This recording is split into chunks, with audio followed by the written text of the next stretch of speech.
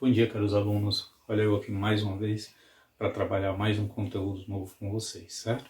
E a nossa aula de hoje, ela vai retratar exatamente o Barroco em Portugal, tá? E a aula seguinte, mais à frente, nós vamos ver o Barroco no Brasil, essa junção. Então hoje, praticamente, quando a gente fala do Barroco de Portugal, o que é que acontece? O Barroco teve início no ano de 1580. Por que o ano de 1580? Ano da morte de Luís de Camões. Luís Vaz de Camões morreu exatamente nesse ano, que foi quem repercutiu na escola anterior que nós estudamos, certo? Um dos maiores escritores clássicos da literatura portuguesa.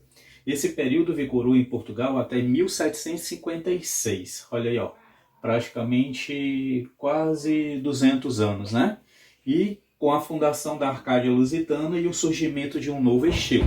Ou seja, o barroco literário em Portugal teve como maior representante o padre Antônio Vieira, certo? Mais um missionário aí, tá? E suas obras sermões, escritas em estilo conceptista, que nós vamos ver já já o que é esse estilo conceptista. Lembre-se que o barroco, ou seiscentismo, por nascer já próximo no ano de 1600, né? Uma escola literária posterior ao classicismo e anterior ao arcadismo, escola setecentista. Então, ele está entre uma escola e outra. É o estilo que floresceu as artes da arquitetura, da pintura, da literatura, da música dentro da Europa, exatamente no século XVII. Temos também a literatura, pintura e escultura. A arquitetura teve grande destaque em Portugal. Merece atenção. Merece essa atenção por quê? Essa atenção que ele está falando é uma atenção à literatura ou arquitetura jesuítica, conhecida como arquitetura chão, ou seja, um estilo chão. O que é um estilo chão? É aquela pisada firme na forma de trabalhar a sua arquitetura, certo?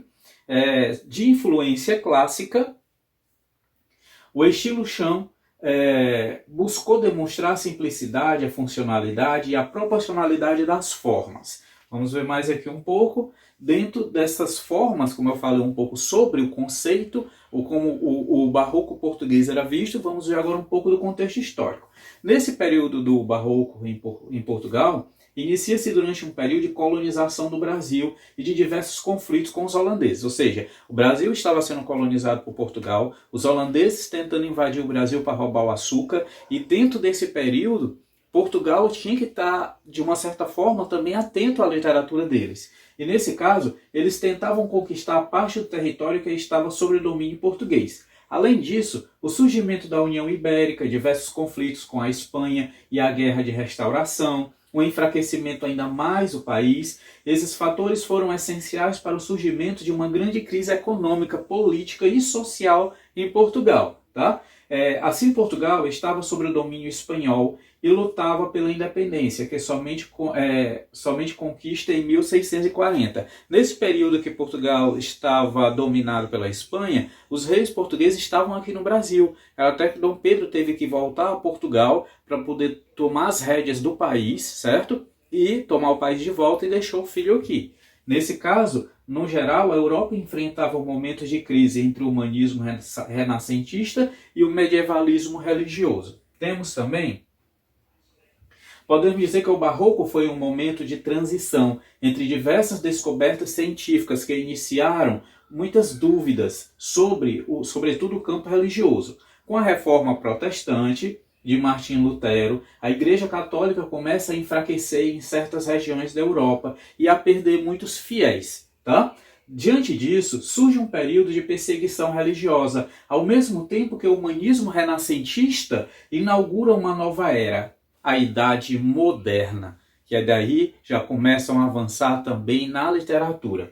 Vale destacar que o Renascimento, que teve início na Itália, influenciou e abrangeu aspectos importantes da cultura e das artes. Vou pular mais aqui um slide para a gente entrar agora nas características, certo? Primeiro, características do barroco português, ele influenciou muito nas características do barroco brasileiro. Então é bom a gente tomar consciência dessas características que o barroco apresenta, tá certo? Então nós temos aqui, ó, conciliar ideias medievais com clássicas. Como Portugal teve um passado medieval, ele traz à tona aquelas histórias de descobertas, de navegações e busca juntar tudo isso com o moderno, certo? Ele faz uma transição com a clássica, que já está preferenciando a moderna. Essa dualidade medieval clássico. Antropocentrismo versus antropocentrismo. Fica aquela transição, onde Deus era o centro do universo, passa a ser agora, onde o homem era o centro do universo, o antropocentrismo na era clássica, agora na era barroca, passa a ser Deus o centro do universo, que é o teocentrismo, tá? Então existe essa briga, uma hora entra Deus, outra hora essa Deus, e aí vai. Rebuscamento são textos rebuscados, que é um pouco difícil de entender, porque requer um certo jogo de cintura para o entendimento do significado das palavras. Então a gente tem que ter uma noção de vocabulário para isso, tá? Exagero das formas. Isso aí, ó, se você observar aqui o desenho na tela, elas são bem detalhadas, com o chamado rococó, certo? Então isso aí, ela trabalhou de uma certa forma, uma forma exagerada, tá? Temos também contrastes, ideias contrárias, a famosa figura de linguagem chamada antíntese, tá certo? Que trabalha a oposição das palavras, a oposição das ideias. Mundo dos sentimentos é explorado em detalhes. O artista, ele passa para a sua obra tudo aquilo que ele está sentindo. Então ele pinta, ele esculpe, ele desenha, baseado no que ele está sentindo naquele exato momento. Então o sentimento passou a ser nisso. E outra, aquele sentimento dele, ele procura provar que as pessoas que forem apreciar aquela obra de arte também vai ter um sentimento, vai entender como aquela exploração aconteceu. Temos também a riqueza de imagens e a dramaticidade, ou seja, passaram a ser peças teatrais, tá? Como eu falei, cultismo e conceptismo, dois conceitos muito importantes na época literária do Barroco, são o cultismo ou gongorismo e conceptismo ou quevedismo. Enquanto o cultismo é determinado pelo jogo de palavras, o conceptismo refere-se ao jogo de ideias e conceitos. Então, o cultismo, ele trabalha, por exemplo, Deus, diabo, céu, inferno, tá? Homem e mulher, são exatamente oposições. Já no conceptismo, ele não vai trabalhar esse lado. Ele vai pegar peças de quebra-cabeça, montar um texto e tentar passar uma mensagem sobre esse texto. O melhor exemplo disso são os sermões que os pastores dão dentro dos templos, para fazer o quê? Para tentar encaixar alguma ideia na cabeça dos seus fiéis. Então o conceptismo, ele é exatamente isso, tá certo?